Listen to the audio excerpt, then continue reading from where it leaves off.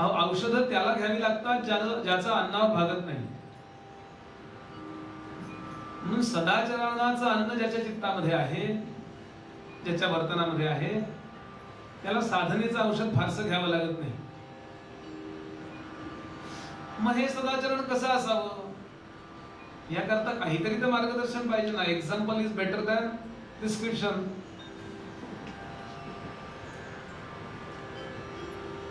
शंभर तास बोलण्यापेक्षा असे वागा हे सोपं आहे की नाही.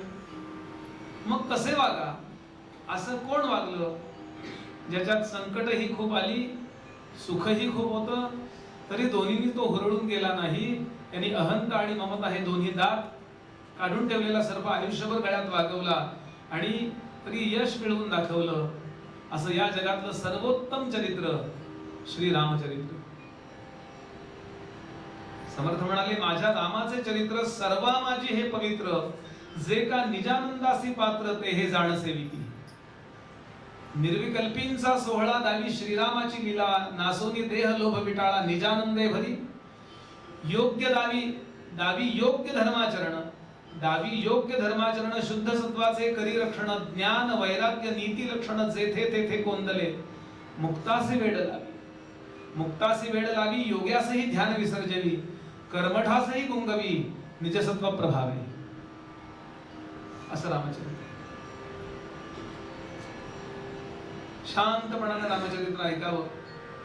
वैयक्तिक जीवनामध्ये मनुष्यानं रामासारखं असावं आणि शत्रूशी वागताना त्यानं कृष्णासारखं वागावं.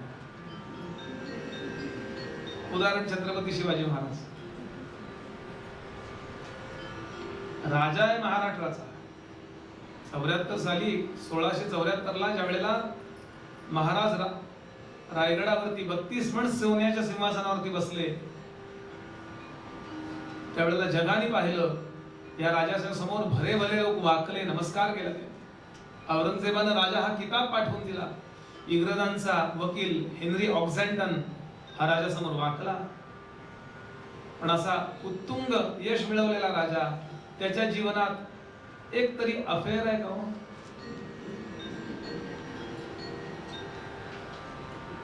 एक तरी ज्या काळामध्ये जनानखाने भरलेले होते राजे लोकांचे, त्या काळात हा महापुरुष किती शुद्ध आहे.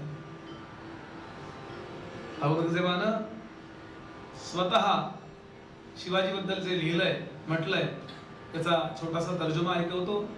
पाठ करायचा प्रयत्न केला पण नीट पाठ झालेला नाहीये, म्हणून कॉपी करतो थोडीशी. आपल्या मुअज्जम नावाच्या मुलाला तो सांगतोय, शिवाजी महाराज आग्र्याहून सुटून गेले.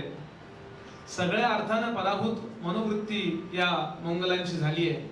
आणि त्यावेळेला आपल्या मुलाला समजावून सांगताना सांगतो, असं केलं की शिवाजी पकडला जाईल, असं केलं की शिवाजी पकडला जाईल, असं केलं की इत्यादी चर्चा चालली आहे. तो सांगतो, ये सब फुजूल है शहजादे, चंगेज और तैमूर के खून ने कभी शिकस्त नहीं देखी.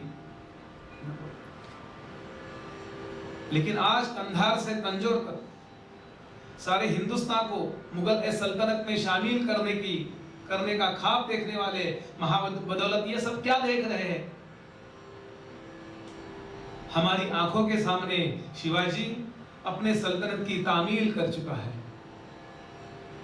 हमारी लाखों की फौज के सूबेदारों को शिकस्त देकर खदेड़ दिया है उसने. ये है हमारे एक एक ओळख करून देतो. ये है हमारे मामूजान मिर्जा अमीर उल उमराह नवाब आजम शाइस्ते खान साहब.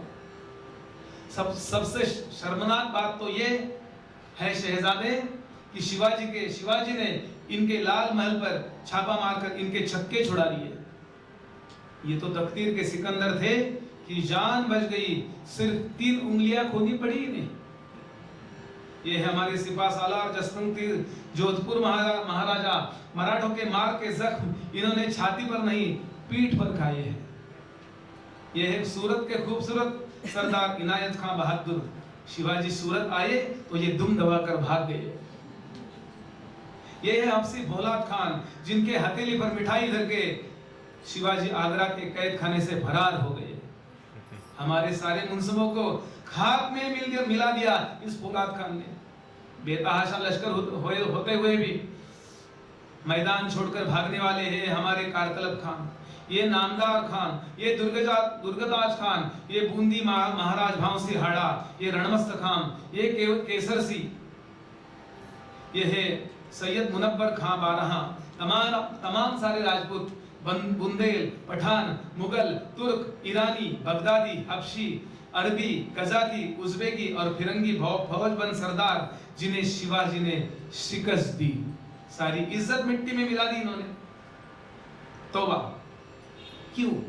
याच्या पुढचा ऐकण्यासारखं आहे। तो म्हणतो क्यों? शिवाजी को फतेह हासिल हुई क्यों? हमारी तरह फौज, गोला बारूद, तोपखाना, खजाना, हाथी, घोड़े शिवाजी के पास तो नहीं है, फिर भी फतह हासिल होती है क्यों? मालूम है तुम्हें शहजादे, शायद तुम ये कभी नहीं समझ पाओगे, औरत, शराब, नाच, गाने, शिकार, मौज मस्ती, इश्क और मोहब्बत में गिरफ्तार तुम्हारे जैसे बहादुर शिवाजी को कभी समझ नहीं पाएंगे।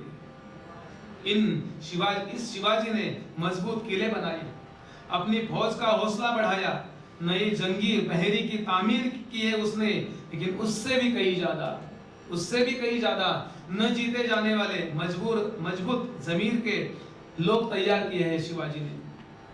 हमने शिवाजी के सरदारों को लाखों के जागीर का लालच दिया, लेकिन उन जाबाज मराठों ने हमारी जागीर पर थूक दिया। आज तक हम दुनिया की हर चीज खरीद सकते थे, लेकिन शिवाजी के इन खुददार खादिमों ने खुद को बिकने नहीं दिया। वो झुकते नहीं, वो रुकते नहीं, वो थकते नहीं और वो बिकते भी नहीं। शिवाजी काक है, चालाक है, नामाकुल है, दगाबाज है, मगरूर है, बदकार है, लेकिन उसका चाल चलन दूध की तरह साफ और सूरज की तरह चमकदार है। शहजादे, दुश्मन के भी मजहब, मस्जिद, औरत, मजहबी कलाम और फकीरों की इज्जत करता है वो, तभी तो उसकी इज्जत और शोहरत बुलंद मीनार की तरह सर उठाए आसमान को छू रही है। इसमें कोई शक नहीं कि हम खुशनसीब है, हमें दुश्मन भी मिला तो शिवा जैसा। शहजादे, हुकूमत करनी हो तो शिवा का चाल चलन सीखो।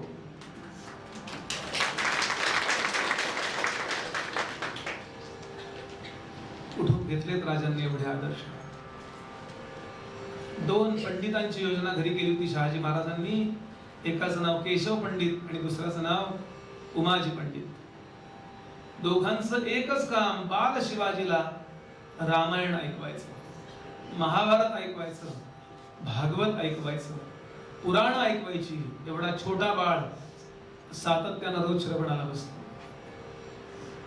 आपलं जीवन अंतर्बाह्य घडवणारं चरित्र म्हणजे रामचरित्र आहे। लहानपणी त्यांनी रावण ऐकला, रावणानं केलेले अत्याचार ऐकले, रामचरित्र ऐकलं, तेव्हाच या बाळानं ठरवलं मी कधी रावण होणार नाही, झालो तर राम होईल। म्हणून सातत्यानं ही चरित्र आपण आपल्या तरुणांना, लहान मुलांना ऐकवावी। त्यानं काय होईल, अगदी तो शिवाजी नाही झाला तरी शिवाजी महाराजांचा एक मावळा तरी होईल ना। चला, अत्यंत गोड आणि त्यागाचं चरित्र जे कालपासून सुरू झालंय त्याचा थोडासा आपण आस्वाद घेऊया।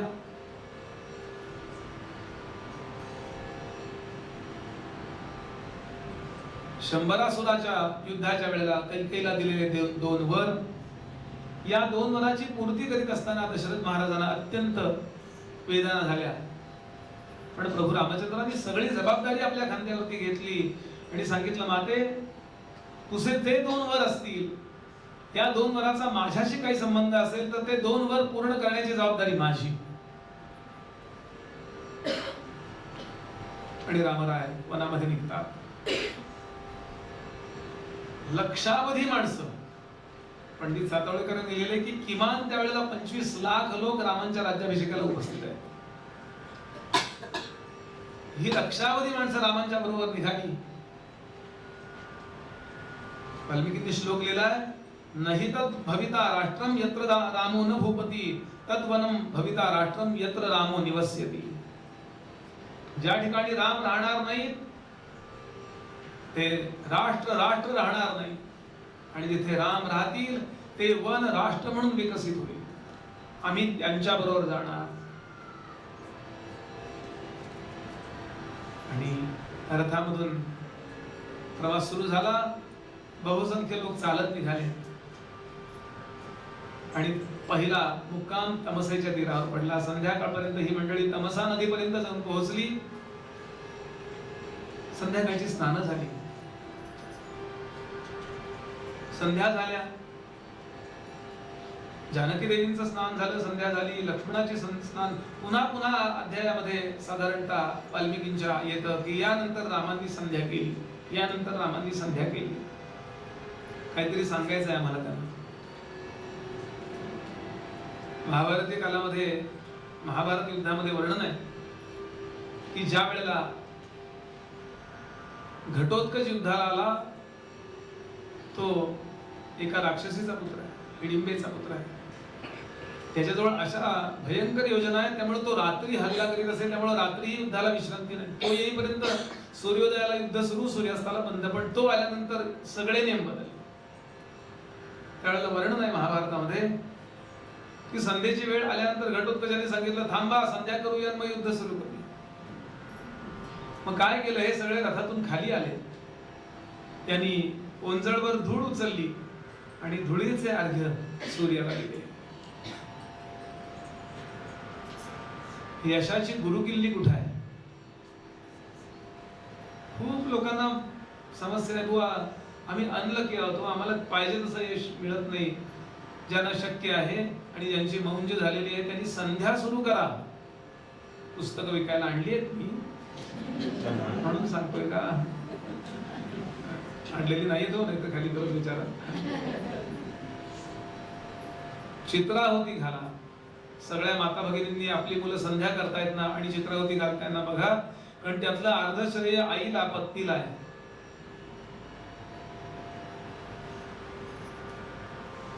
असो, संध्या आटोपल्यानंतर लक्ष्मण येऊन पाहतो रामराय त्या तमसेच्या तीरावर बसले.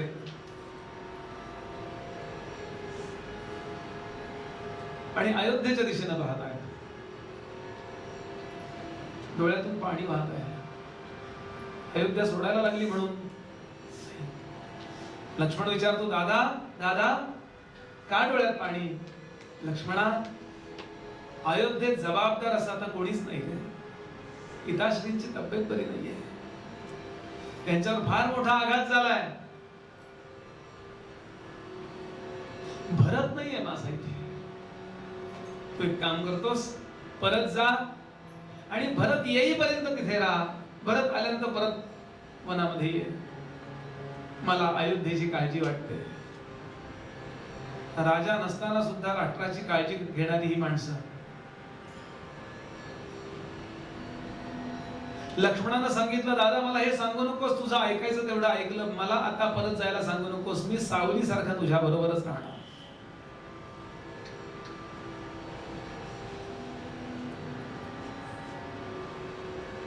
त्या संध्याकाळी श्रीरामांनी काही खाल्लं नाही, फक्त पाणी प्याले. दिवसभर थकले, कडकडून भूक लागली असणार आहे, पण मनावरती एवढा मोठा आघात झालाय की अयोध्येचं कसं होणार? माझ्या पिताश्रींची तब्येत चांगली नाही, मला किती दुःख झालं तरी चालेल, पण ही माझी माता कशी असेल? काही माता सुद्धा भावनेच्या भरात बोलली आहे, पण नंतर तिला जे वाईट वाटणार आहे त्याचं आत्ताच रामांना वाईट वाटतंय. यानंतर संध्याकाळच्या वेळेला रामांनी सगळ्या नागरिकांना समजावून सांगितलं, तुम्ही कशाला माझ्या करता येताय? कशाला तुम्ही माझ्या करता कष्ट घेताय?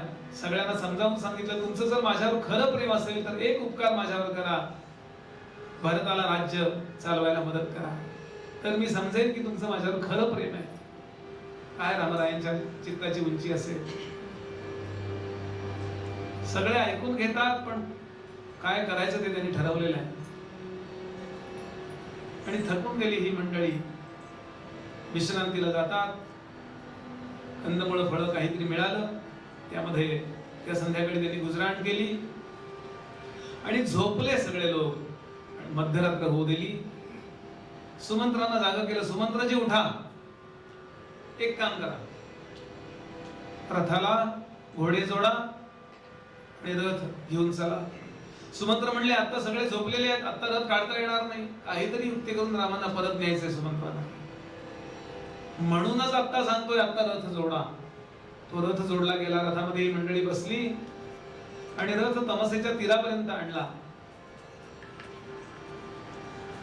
नौका चालवणाऱ्यांना बोलावलं आणि पलीकडे रथ नेला. आणि पलीकडे नेल्यानंतर तो रथ उतरवला आणि हे सगळे जण खाली उतरतात तिघेही आणि सुमंत्राला सांगतात 8 दिशांना रथ पळवून आणा. रथाची चाकं सगळ्या बाजूला दिसली पाहिजे, म्हणजे कुठे आपण गेलो हे पाठीमागून येणाऱ्यांना कळता कामा नये. कृष्णावतारातच प्रभू असे वागले कसं समजू नका.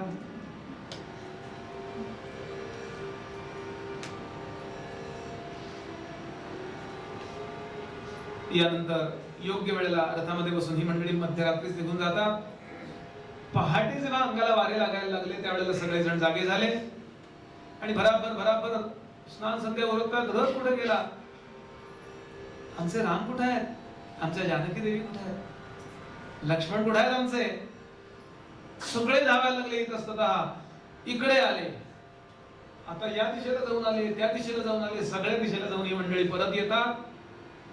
आणि आता सगळ्यांना लक्षात आलं रामांनी आपल्याला फसवलं. इतका आघात झाला या लोकांवरती की राम फसवू शकतात, शक्य नाही. आम्हाला गाढ झोप लागलेली असताना प्रभू असे कसे निघून गेले? काही लोकांनी आत्महत्या करायची ठरवली. त्या आवेगामध्ये आत्महत्येला काही असं वर्णन केले वाल्मिकींनी. तेव्हा त्यांच्या जवळच्या बुजुर्ग लोकांनी, वृद्ध लोकांनी त्यांना थांबवलं. कुठे निघालात? म्हणाले रामांशिवाय आम्ही राहू शकत नाही, आम्ही आत्महत्या करणार. ते म्हणाले एक फक्त कल्पना करा, रामांच्या कानावर ही जर बातमी गेली की आपल्या वियोगामध्ये आपण फसवलं म्हणून काही नागरिकांनी आत्महत्या केल्या, रामांना किती दुःख होईल? त्यांना दुःख द्यायचं का? एकदम धस करून एकदम छातीमध्ये धस झालं. नाही आम्ही नाही आत्महत्या करत, आम्ही परत जातो. आम्ही रामाना आनंदी करू शकलो नाही, किमान दुःखी तरी करणार. पण प्रत्येकाने नियम केला, रामराय आम्हाला दिसेपर्यंत आम्ही एक वेळाच जेवू, पायामध्ये चप्पल घालणार नाही, अमुक पदार्थ आम्ही खाणार नाही. असे शेकडो नियम या हजारो लोकांनी आणि 14 वर्ष ते नियम पाळले.